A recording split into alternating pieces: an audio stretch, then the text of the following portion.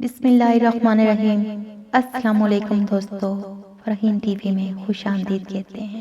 حدیث پاک صلی اللہ علیہ وسلم ہے کہ دین خیر خواہی ہے، اور یہ دین اسلام ایک غلام کے لیے کیسے خیر کا سبب بنا، اس ویڈیو میں ہم آپ کو بتاتے ہیں۔ دوستو، حضرت بلال حبشہ کے سیاہ فام غلام رباح کا سیاہ فام بیٹا غلام ابن غلام امیہ کا زر خرید تھا۔ امیہ نے اس کو مکہ کے بازار سے خریدا تھا۔ امیہ دولت کے نشے میں چور، ایک خود پسند انسان تھا۔ ظالم اتنا کہ دن تو کیا، رات کا سونا بھی اس پر حرام کر دیتا۔ مارتا ایسے جس طرح بھیگ کو چل دے گا، گرجتا ایسے جیسے بجلی، کوڑے برساتا ایسے کہ کائنات میں کوئی جائے پناہ نہ ملتی۔ دوستو، حضرت بلال ایک غلام تھا، ایک غلام سوچ کے ساتھ پیدا ہوا تھا۔ کون جانتا تھا کہ یہ ادنا غلام اسلام کے پہلے مؤذن اور اعلیٰ درجے کے صحابی کے رتبے پر فائز ہوں گے۔ جب انہوں نے آنکھ کھولی، ذلت رسوائی دیکھی، پریشانیوں کی سوا ان کی زندگی میں کچھ نہیں تھا۔ اس وقت کا غلام صرف یہ سوچ سکتا تھا کہ اس کی جانچ پڑتال کیسے کی جائے گی، کہاں خریدا، کہاں بیچا جائے گا، کیا دام لگیں گے۔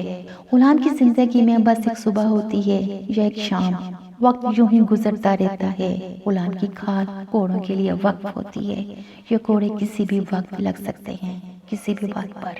دوستو، حضرت عمار کے اسلام قبول کرنے کے بعد کا واقعہ ہے۔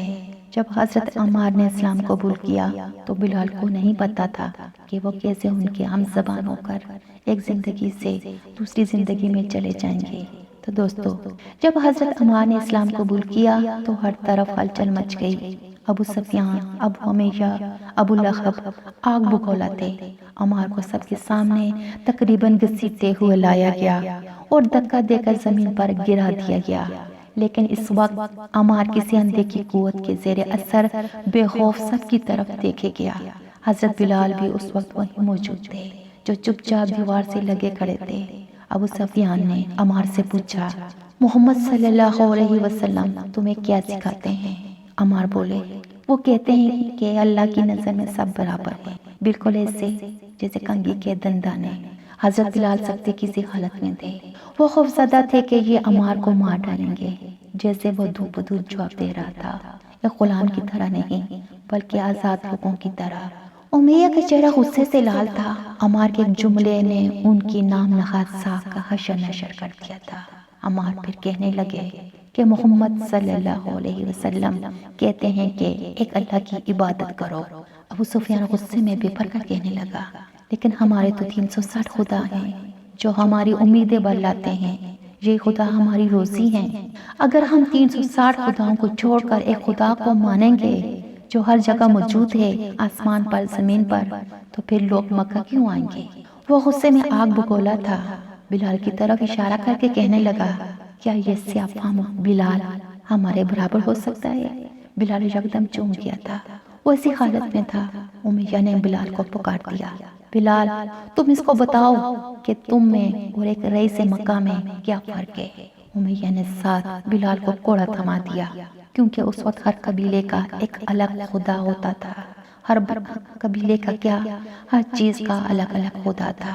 صبح کا، شام کا، کوئی صحت مندوں کا، معذوروں کا، خوش نصیبوں کا، حتیٰ کہ ہر ایک چیز کا خدا الگ الگ تھا۔ ان لکڑی پتھروں سے بنے ہوئے خداؤں کو بیچنا، خریدنا ان کا منافع بخش کاروبار بنا ہوا تھا۔ ہر سال مکہ میں ایک خاص مہینے میں میلہ لگتا، جس میں سونا، چاندی، کپڑے اور بہت ساری اشیاء کے ساتھ غلام اور خدا فروخت ہوتے تھے۔ غلاموں کو راہ راست پر لانے کے اصول تمام سرداروں کے یکساں تھے، ان کا اس بات پر سمجھوتا تھا۔ امیہ نے جب بلال کے ہاتھ میں کوڑا تھمایا اور حکم دیا کہ اس کو مار مار کر چہرہ مسخ کر دو تاکہ اس کو سبق ملے، بلال خوف کی سی حالت میں تھے کہ اچانک اس معاملے میں اس کو کیوں گھسیٹا گیا۔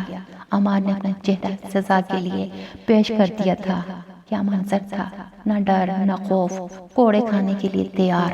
بلال نے ان پر ایک نگاہ ڈالی تو دوستو، اسی وقت امیہ کا غلام ابن غلام کسی اور کا غلام ہو گیا، کوڑا ان کے ہاتھ سے گر گیا۔ وہاں پر موجود سردار حیران بلکہ حیرت زدہ تھے۔ اس وقت جو بلال سمجھا تھا وہ سمجھنے سے قاصر تھے۔ عمار نے دیکھا وہ بھی پریشان تھا اس نے خود کو گھسیٹ کر بلال کے قریب کیا اور کوڑا تھمانا چاہا، لیکن بلال تو وہ بلال ہی نہیں تھا۔ سبحان اللہ، وہ تو کہیں کا کہیں پہنچ گیا تھا۔ عمار تو اس کا کوئی نہیں لگتا تھا، وہ اس کو کوڑا مار سکتا تھا۔ اس کے آقاؤں کا حکم بھی تھا، کوئی اس کو قصور کیسے ٹھہراتا اگر وہ عمار کو مارتا، لیکن نہیں، آج اس کا ہاتھ عمار پر نہیں اٹھ سکا، کیونکہ اس وقت اس کے اندر کوئی اور طاقت تھی جو اسے کہہ رہی تھی کہ آج حکم کی تعمیل نہیں ہوگی۔ غلام تو کوئی فیصلہ خود نہیں کرتا، اور یہ فیصلہ وہ خود کیسے کر سکتا تھا؟ وہ اپنے سے بھی ڈرتا تھا اور تھا بھی بہت ڈرپوک۔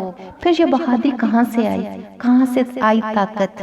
دوستو، یہ طاقت محمد صلی اللہ علیہ وسلم کی بخشی ہوئی تھی، اور محمد صلی اللہ علیہ وسلم بلال کو اچھے لگتے تھے۔ ایسے میں امیہ نے بلال کو پکارا، بلال، اگر تم کو یہ زعم ہے کہ تم بھی انسان ہو، تم کو بھی خدا رکھنے کا حق ہے، تو کان کھول کر سن لو، تمہارا خدا بھی وہی ہے جو تمہارے آقاؤں کے ہیں۔ کوئی نیا خدا میرے غلام خانے میں نہیں لایا جا سکتا، تمہاری اصلاح کرنی پڑے گی۔ دوسرے ہی لمحے بلال کے بازوں اور گردن کے گرد رسیوں کی گرفت تھی، اس کو توڑ موڑ کر غلام خانے کے فرش پر گرا دیا تھا۔ پہلے بلال ایک غلام تھا جس کی کھال کھینچی جا سکتی تھی، غصہ اتارا جا سکتا تھا، کیونکہ اس کی دستگیری کے لیے کوئی نہیں تھا۔ اس کو اندھیروں میں کوئی امید تھی، کوئی انتظار تھا۔ ایک غلام کو لوٹنے کا کیا خوف، اس کے پاس ہوتا ہی کیا ہے؟ خوف تو سرداروں کو تھا جن کے ہاتھ سے طاقت نکلتی جا رہی تھی۔ بلال کا کیا خوف، ان کو تو محمد صلی اللہ علیہ وسلم اچھے لگتے تھے۔ مکہ میں محمد صلی اللہ علیہ وسلم وہ پہلے درجے کے انسان تھے جو بلال کو نچلے درجے کا انسان نہیں سمجھتے تھے۔ مکہ کی گلیوں میں آتے جاتے گزرتے بلال محمد صلی اللہ علیہ وسلم کو کئی بار دیکھا تھا، لیکن بات نہیں کی تھی۔ مکہ میں اور بھی لوگ تھے جو بلال سے واقف تھے، وہ چہرہ شناس سبھی کا تھا، لیکن جانتا کسی کو نہیں تھا۔ کالی سیاہ رنگت، توتلی زبان، لمبا بے ڈنگا قد، لوگ ان کو غلام سمجھ کر دیکھنا بھی پسند نہیں کرتے تھے، لیکن محمد صلی اللہ علیہ وسلم سب سے مختلف تھے۔ وہ جب پاس سے گزرتے تو مسکرا کر دیکھتے تھے۔ ان کی مسکراہٹ بلال کی زندگی کی واحد خوشی بن گئی تھی۔ ایک رشتہ تھا جو سرے راہ ان سے قائم ہو گیا تھا۔ ان دنوں مکہ میں ایک بونچا لایا ہوا تھا، ایک چرچا تھا جو 4 سو پھیلا ہوا تھا کہ محمد صلی اللہ علیہ وسلم کو تو لوگ وہاں صادق امین کے نام سے جانتے تھے۔ جہاں 1-2 آدمی اکٹھا ہوتے، یہی موضوع زیر بحث ہوتا۔ محمد صلی اللہ علیہ وسلم رسالت کا دعویٰ کرتے ہیں، وہ کہتے ہیں کہ اللہ کے سوا کوئی معبود نہیں، وہ کہتے ہیں کہ غار حرا میں ایک فرشتہ اس سے ہم کلام ہوتا ہے، وہ برابری کی بات کرتے ہیں، مساوات کی بات کرتے ہیں۔ لیکن بلال کو یقین تھا کہ اگر محمد صلی اللہ علیہ وسلم کہتے ہیں کہ اللہ ایک ہے تو یقیناً اللہ ایک ہوگا۔ اگر وہ کہتے ہیں کہ وہ اللہ کے رسول ہیں تو واقعی اللہ کے رسول ہوں گے۔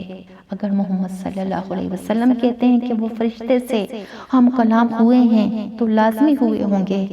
یہ ساری باتیں سوچیں ان کے دماغ میں گھوم رہی تھی کہ امیہ رات کو غلام خانے میں آیا اور براہ راست بلال سے سوال کیا، بلال سچ سچ بتا، تیرا معبود کون ہے؟ بلال نے جواب دیا، محمد صلی اللہ علیہ وسلم کا معبود میرا معبود ہے۔ امیہ نے کہا، اس کا مطلب ہے کہ تو ہمارے معبودوں سے انکار کرتا ہے۔ بلال نے جواب دیا، محمد صلی اللہ علیہ وسلم امین ہیں، ان کو ایک فرشتے نے بتایا ہے کہ اللہ ایک ہے۔ بلال کل تک عمار کے جن جن الفاظ پر خوف کھا رہا تھا، آج وہی الفاظ وہ بے خوف کہے جا رہا تھا۔ امیہ غصے میں تپ گیا، ڈرانے دھمکانے کے ساتھ اس نے فیصلہ کر لیا۔ دوستو، امیہ نے کیا فیصلہ کیا، یہ جاننے کے لیے ہماری دوسری ویڈیو کا انتظار کیجیے گا۔ اللہ ہم سب کا حامی و ناصر ہو۔ جزاک اللہ خیر فار دیٹ۔